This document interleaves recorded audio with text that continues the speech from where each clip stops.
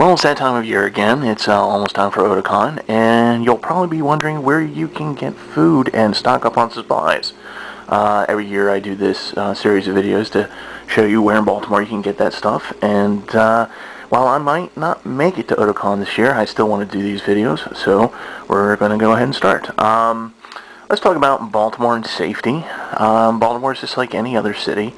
You just want to use common sense, be careful, don't walk alone into alleys or anything like that, especially if you're, in costume. That's just inviting trouble. You don't really have to worry about the bums. They're pretty harmless. Just don't give them any money. You really don't want to do that. But generally speaking, you're in the safest part of town, so you might hear some horror stories about Baltimore City, but honestly, as long as you just stay pretty much where the tourists are, you're as safe as can be. The Charm City Circulator is a free bus service that is made primarily for tourists, since most of the routes go through downtown and other tourist spots like the Inner Harbor. A bus will arrive at each stop every 15 minutes, give or take. Sometimes it's 10, sometimes it's a little bit more, it just depends. If you want more information, like if you want to see the bus routes and stuff like that, go to www.charmcitycirculator.com, and I'll give you all the information you need. Pretty much all the places I will mention in these videos can be reached by the Circulator. The Circulator runs right by the convention centers, so it's a really easy thing to use. There are three routes that I'm going to mention over the course of these videos to get to places to eat or to stock up on supplies. Those routes are going to be the Orange, Purple, and Banner routes. For today's video, we'll be talking about the Banner route. Today's video is more for the people who come in for pre-registration on Thursday or want to stop on their way out of town on Sunday if you're leaving the city via Key Highway. The location is a brand new neighborhood that just opened up in December, and it's called McHenry Row. So, here's how you get there.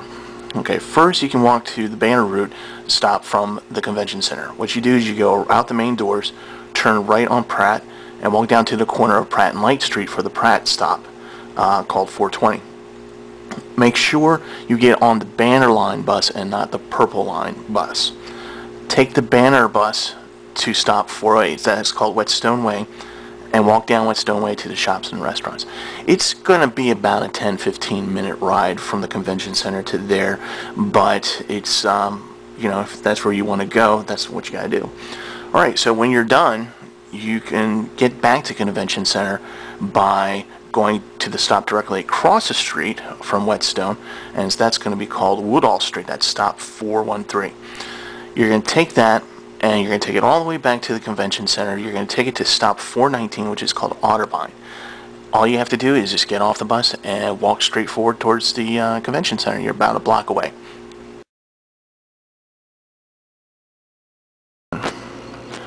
One of the first restaurants you're going to see is the Green Turtle. For those of you who are not familiar with this franchise, it's basically a pub.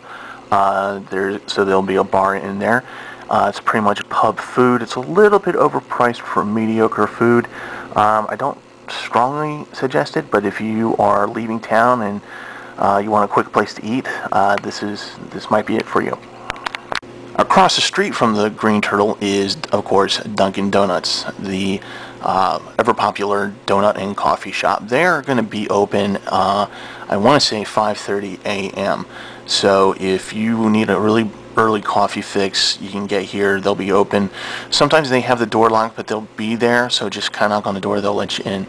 You can get some quick food here, but really, if you're going to go here, get the coffee and donuts. Okay, the Red Parrot is an interesting restaurant. It's going to be next door to the Green Turtle.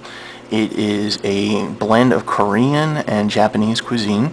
It's actually not bad for a chain restaurant. Obviously, if you want to go authentic, you should probably go somewhere else.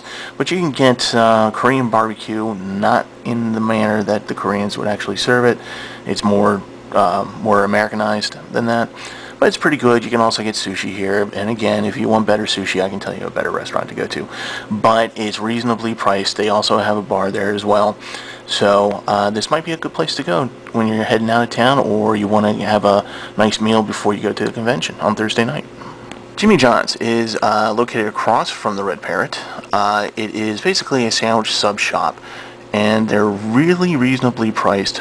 Good amount of food. This is something that if you're on a budget, this is probably a good place to go to before you get into the pre-reg line, or you're again headed out of town.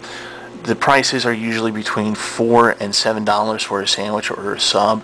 It gets a little bit more expensive when you add chips and a drink to it, but then again, it's still reasonably priced. So if you don't want to pay, $13 for that awful pulled barbecue thing that they serve at the convention center, then definitely go to Jimmy John's. So Baltimore finally gets a Harris Teeter. It's a great place. They're open till midnight, 6 a.m. to midnight every day. So if you're coming in on Thursday and you want to get stock up on chips, sodas, whatever, go here. You can get there.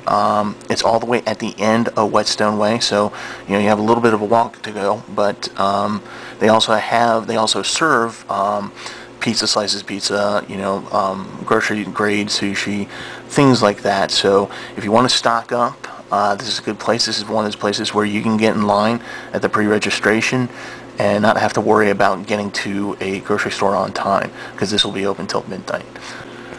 Directly next door to the Harris Teeter is a place called The Cellars. It is a beer and wine store with a bar in it. It's kind of unusual for the state of Maryland to have something like that. So, if you're over 21, and yeah, you really should be over 21, you really shouldn't be drinking if you're underage, but if you're over 21 and they do card here, I know for a fact, and you want to get yourself a nice six-pack or some wine, then this is the place to go. The Cellars has the same hours as the Harris Teeter, so that means that it's open at 6 a.m. and closes at midnight. Some of the beers that you can get there are Heavy Seas, Dave's Pale Ale. There's a lot of new Belgium type style beers. Or if you want, you can just saddle up to the bar, or maybe you can pick up a sandwich from Jimmy John's or whatever and come over to the bar and sit there. They have a large screen TV, and you can just chill and eat there. The other thing about the Cellars is, if I'm not going to be at Otakon, odds are you will find me there, because that's where I work.